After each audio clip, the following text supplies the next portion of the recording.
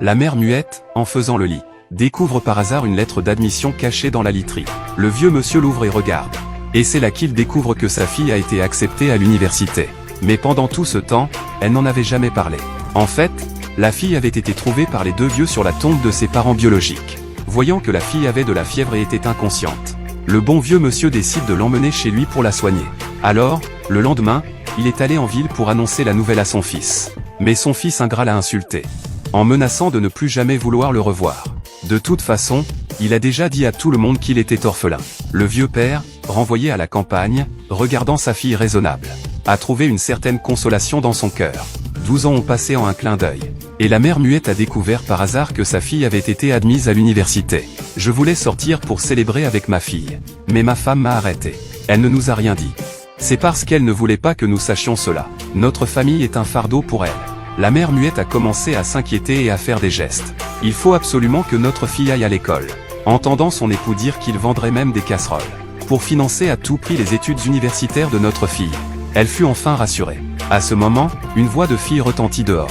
Les deux vieux cachèrent précipitamment la lettre d'admission là où elle était auparavant.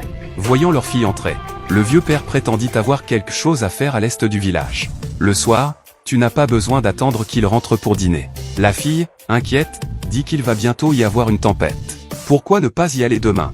Mais elle n'a pas pu empêcher son père de sortir précipitamment. Sous la pluie, le vieil homme pense que l'université est le seul moyen pour son enfant de quitter la montagne. Il ne veut en aucun cas devenir un fardeau pour sa fille. Alors le vieil homme se dirige vers la maison du tyran du village. Il a imploré de lui rendre l'argent du salaire impayé, disant que c'était le moment où sa fille avait désespérément besoin d'argent pour l'université. Mais le tyran du village a fermé la porte sans pitié, piégeant cruellement la main du vieil homme qui tentait d'arrêter la porte. Voyant sa persistance, le tyran du village, craignant un drame, a dû ouvrir la porte, en hurlant de ne pas mourir devant sa porte même s'il ne tenait pas à sa vie. Le vieil homme, sans autre choix, s'est agenouillé sous la pluie. Il a dit que s'il lui rendait son salaire en retard, il les aiderait gratuitement pendant la récolte d'automne. Mais le tyran du village voulait que le vieil homme rampe entre ses jambes, avant de lui donner 1000 yuans, pour que sa fille puisse aller à l'école. Le vieil homme a lentement baissé la tête, prêt à ramper. Voyant qu'il était sérieux, le tyran du village, craignant la punition divine, a vite jeté 1000 yuans. Il rentra chez lui en râlant. Le père, rentrant sous la pluie battante, glissa malencontreusement, et tomba lourdement sur les marches en pierre. Ce n'est que lorsque sa fille et sa mère muette sont sorties le chercher, qu'elles trouvèrent le vieux père évanoui sur les marches. Elles se hâtèrent de le ramener à la maison. Le vieil homme, veillant toute la nuit pour économiser l'argent des études de sa fille, refusait coûte que coûte de consulter un médecin, pensant que la moitié des frais de scolarité n'étaient pas encore rassemblés. Le vieux monsieur se préparait donc à se lever pour aller emprunter aux voisins. À ce moment, sa fille est entrée en portant des médicaments. Entendant la conversation des deux vieux, la fille compréhensive a dit qu'elle arrêterait l'école et ne continuerait pas. À l'inverse, le vieux monsieur, après avoir entendu sa fille, s'est mis en colère et s'est violemment giflé. « Papa, ne te bats pas toi-même. Moi, dis-moi, vas-tu y aller ou non? Moi, j'ai été paysan toute ma vie. Et maintenant mon fils me méprise. Tu ne me reconnais pas. C'est que tu me trouves incultivé. Je vis vraiment une vie misérable. Je ne te demande pas de glorifier la famille. Je veux juste que tu ne sois pas comme moi, coincé dans ce trou toute ta vie. Tu es encore jeune. Tu dois sortir à l'avenir. Papa te supplie. Papa, ne fais pas ça. Je te le promets. Je vais à l'école. J'y vais. Vieux chêne, sors vite. Tout le monde sait que Xiao Cao a été accepté à l'université. Les villageois sont venus de leur propre gré. Il est vraiment prometteur. C'est très bien. Monsieur le maire, vieille chêne, le fait que Xiao Cao ait été admis à l'université, c'est vraiment une merveilleuse nouvelle. Pourquoi ne le dis-tu pas aux villageois? Exactement. Pourquoi ne l'as-tu pas dit? Notre village enfin. Un étudiant universitaire est sorti. C'est tellement difficile. Pourquoi ne pas prévenir tout le monde? C'est une si bonne chose. Vraiment. Chef du village. Mes concitoyens. Qu'est-ce que c'est? Olchen, viens. C'est ce que les villageois ont rassemblé. Ce n'est pas beaucoup. Prends ça pour commencer. Ce n'est pas suffisant. Nous trouverons d'autres moyens d'emprunter. Jusqu'à la récolte d'automne. Vendu les céréales. Puis remboursé. C'est assez, c'est assez. Merci, chef du village. Merci à tous les villageois. Xiao Cao.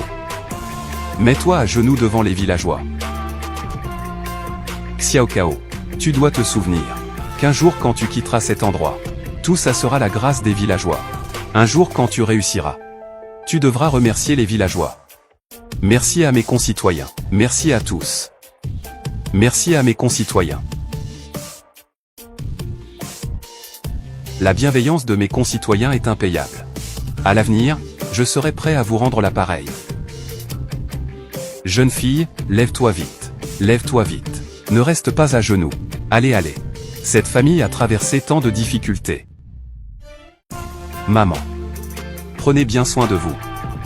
Je vais certainement faire de mon mieux. Papa. Je pars. Étudie bien, d'accord? Oui. Maman. Je pars. Directeur Chen.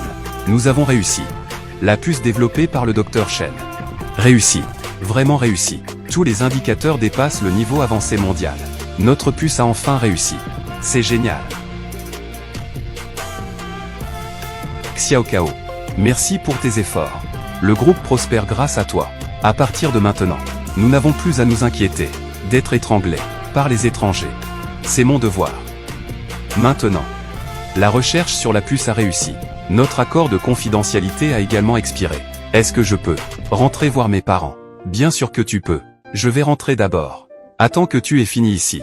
Puis viens me retrouver. La rénovation du village a déjà commencé. L'équipe de construction est déjà installée. La bienveillance des villageois. Je la leur rendrai petit à petit. Ceci est pour la rénovation. C'est l'indemnisation pour votre famille. Au total, 1 million. Prenez soin de vous.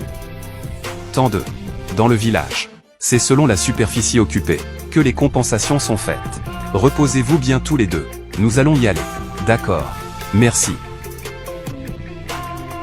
Avec cet argent, nous pourrons aller en ville pour voir Xiao Cao. Je me demande comment elle a vécu ces dernières années. Maman. Je suis revenu vous voir. Maman. Xiao Qian. Tu es revenu. Je suis revenu vous voir. Papa. Maman. Je suis la femme de Xiao Qian. Je m'appelle Wang Hui. C'est ma mère. Zhao Yane. La belle-mère. Ne restez pas debout. Parlons dans la maison. Entrez. Allons, allons, allons. Buvez de l'eau. Je suis venu aujourd'hui pour vous dire une chose. Ma fille et Shen Qiang veulent changer de maison. Mais ils n'ont pas assez d'argent. Depuis toutes ces années. C'est notre famille qui s'occupe de Shen Qiang. Il est temps pour vous de faire aussi votre part. Votre petit-fils, Xiaozhu, va entrer au collège. Nous pensons le changer pour une meilleure école pour son futur académique. Ça devrait être plus facile. Probablement. Il faudrait changer. Et ça, c'est pour aujourd'hui.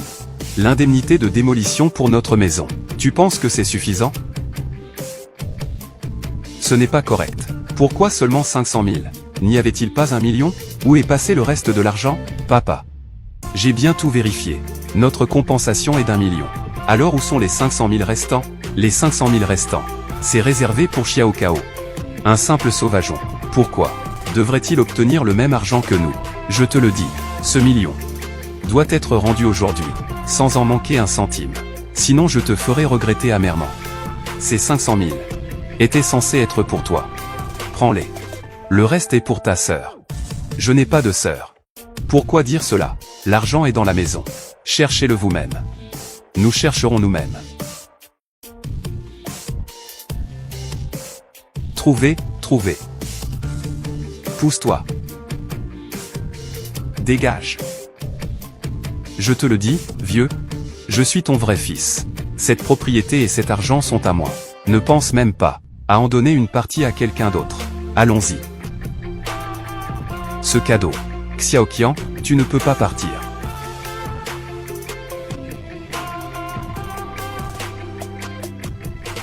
Je te l'ai pris, espèce de vieux bon à rien. C'est bien fait pour toi. Arrête de me gueuler dessus, bordel. Je te déteste, espèce de muet. Depuis que je suis petit, j'ai toujours été méprisé. Arrêtez de frapper. C'est la faute de nos parents. Nous sommes incompétents. Tu peux ne pas nous reconnaître. Mais, cet argent est pour Xiao Cao. Tu ne peux pas le prendre. Tu ne peux pas le prendre. Tu penses encore à ce bâtard. Lâche-moi. Je te donne une autre chance. Lâche-moi. Xiao Qian. Papa, je t'en supplie. Tu dois prendre cet argent. Laisse-le pour Xiao Cao. D'accord. C'est toi qui l'as cherché. Vieil homme. Tu l'as cherché. Alors allons-y ensemble. Arrêtez.